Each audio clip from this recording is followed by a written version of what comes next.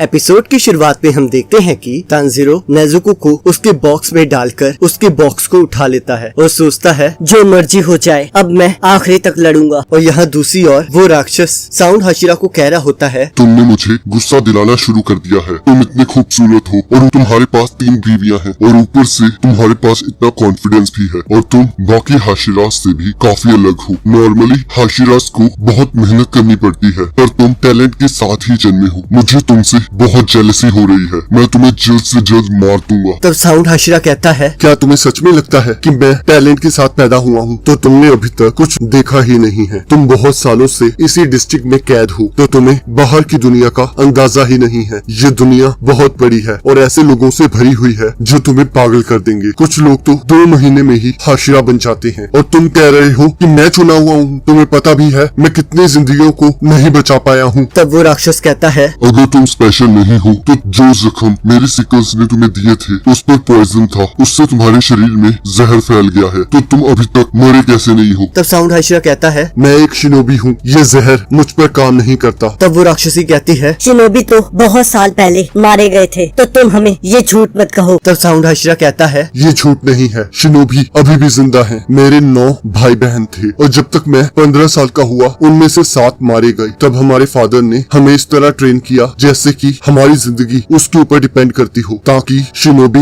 History बन के ना रह जाए। और इसमें मैं और मेरे भाई ही जिंदा बच पाए थे और उसकी दुनिया मुझसे काफी अलग है और मैं उसके जैसा नहीं बनना चाहता था। तब मास्टर साउंड हाशिरा को कहते हैं, तुम्हारे लिए एक शिनोबी की तरह ट्रेन होने के बाद ऐसे लड़ना बहुत मुश्किल होता होगा पर तुम लोगों को बचाने के लिए डेमन स्लेयर बने हो तो इसके लिए मेरी तरफ से तुम्हें शुक्रिया। और यहाँ साउंड हाशिरा सोचता है, मास्टर थैंक यू तो मुझे कहना चाहिए। मैं आपकी वजह से ही यहाँ तक पहुँच पाया हूँ। मैं आपके लिए अपनी जान भी दे सकता हूँ। और तब वो राक्षस हंसने लगता है। तब साउंड हाशिरा उससे पूछता है कि तुम हंस क्यों रहे हो? तब वो राक्षस कहता है, धीरे धीरे वो जहर तुम पर असर कर रहा है। ये तो बहुत शर्मिंदगी की बात है। तब साउंड हाशिरा कहता है, तुम गलत हो, ये मुझ पर बिल्कुल भी असर नहीं कर रहा। मुझे आज तक इससे ज्यादा अच्छा कभी नहीं लगा। और वो उस राक्षस पर हमला कर देता है और तब वो उन भाई बहनों को अलग करके उनके ऊपर बॉम्ब फेंक देता है जिसकी वजह से उस राक्षसी का सिर धड़ से अलग हो जाता है। और साउंड हाशिरा अपनी तलवार से उस राक्षस के गले पर वार करता है पर वो उसे बस हल्की सी खरोच देता है। और तब वो राक्षसी चिल्लाना स्टार्ट कर देती है और कहती है कि ये अच्छी बात नहीं है कि हमेशा मेरा ही गला काटा जाता है। मैं तुम्हें नहीं छोड़ूंगी। तब वो राक्षस कहता है, अब जब तुम्हें हमारे बारे में पता लग गया है अब तुम्हारी कोई मदद नहीं कर सकता क्योंकि धीरे धीरे तुम मर रहे हो। हम जो अभी बातचीत कर रहे हैं इस वजह से भी हम विक्ट्री की तरफ जा रहे हैं। और तभी इनोस्के और ज़ेनित्सु वहाँ आ जाते हैं और तब इनोस्के कहता है, हमारे बारे में भूल तो नहीं गए? और हम देखते हैं तांजीरो भी वहाँ आ जाता है। और यहाँ हम देखते हैं माकी और सुमा सभी शहर वालों को शहर छोड़ने के लिए कैरी होती हैं। तब साउंड हाशिरा कहता है, आखिरकार मैंने तुम्हें सिखाई दिया। तुमने बहुत खतरनाक एंट्री की है, मैं यही देखना चाहता था। तब वो राक्षस कहता है, जितने मर्जी साथियों को बुलाना है बुला लो पर तुम सभी यहाँ मरने वाले हो। तब तांजीरो सोचता है, यहाँ अब 2 राक्षस हैं पर आखिरकार ये हुआ कैसे? और बेल्ट राक्षसी अभी तक क्यों नहीं मरी है? क्या ये दोनों अपर सेक्स हैं जो कि किसी तरह से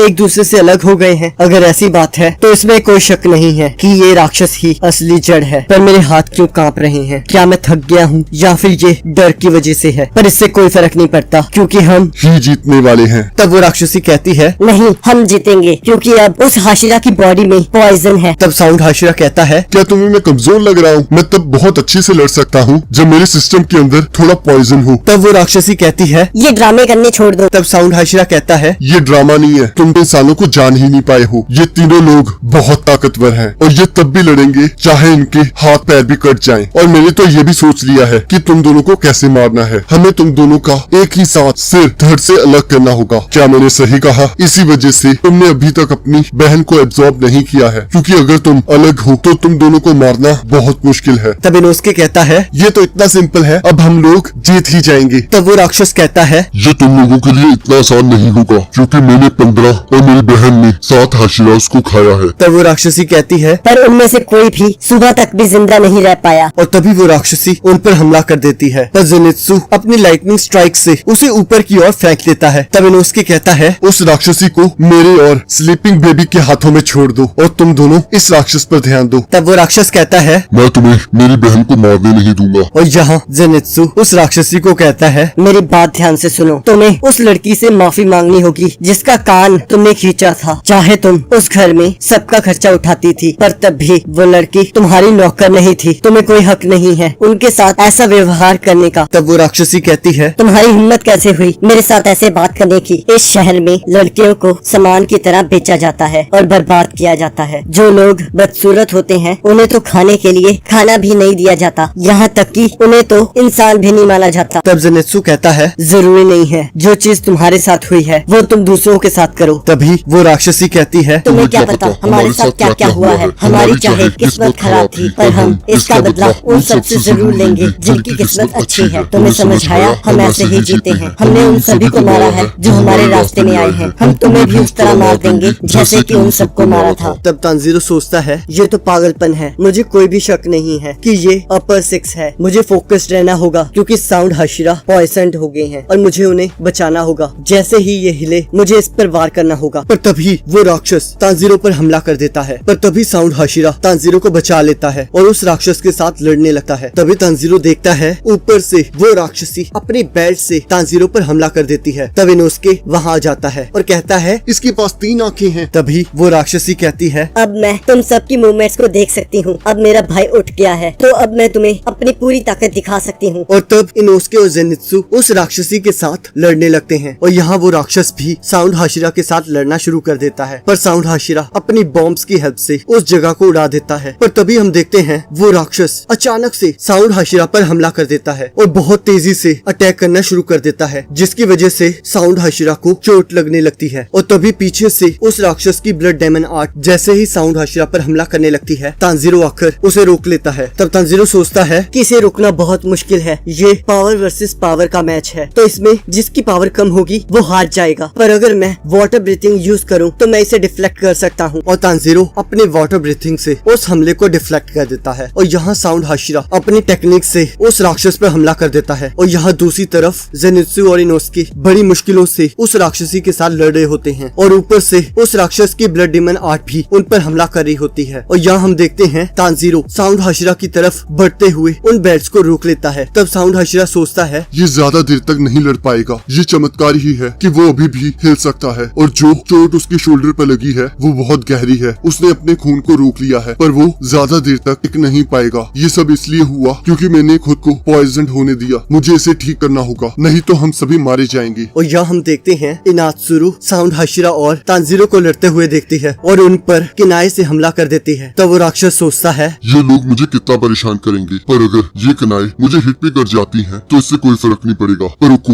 ये बिना मतलब से इन्हें मेरी तरफ फेंकेगी नहीं। तभी वो राक्षस अपनी ब्लड डेमन आर्ट से उन सभी कनाए को रोक लेता है। पर तभी साउंड हाशिरा उस पर हमला कर देता है और साउंड हाशिरा उसके पैर काट देता है और एक किनाए उसके गले पे आके लगती है, जिसकी वजह से वो दोबारा से रीजनरेट नहीं कर पाता। तब वो राक्षस सोचता है, हो ना हो ये कनाए विस्टीरिया पॉइजन में डिप की गई है। और तभी तांजीरो उस राक्षस के गले पर हमला कर देता है और इसी के साथ एपिसोड खत्म हो जाता है। अब अगले एपिसोड का लिंक आपकी स्क्रीन पर आ रहा होगा, उस पर क्लिक करके आप अगले एपिसोड को देख सकते हो।